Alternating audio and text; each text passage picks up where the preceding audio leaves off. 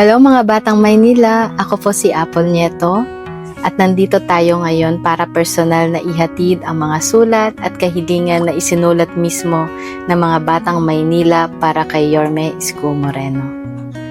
Tayo ay magiging tulay para marinig at matugunan ang kanilang mga pangangailangan dahil bawat liham ay may kwento ng pag-asa. Kayo po ang sumulat kay Yorme Isko? Siya po si Ma'am Criselda Elumin. Tapos po si Ethelbert. Ano pa naman ako sa inyo?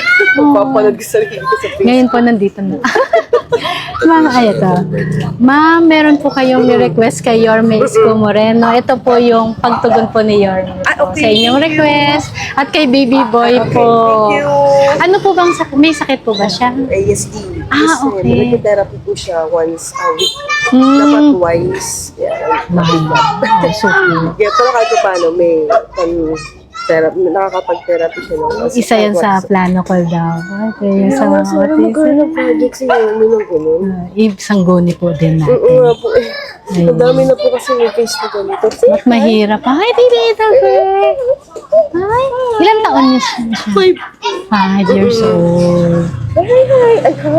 Magkano na ba per hour ng therapy Per ngayon? hour is 1-2. 1 to na. Noong time ko, 750. Sa speech therapy naman ng anak ko. Oh, sa speech Tsaka ngayon. OT.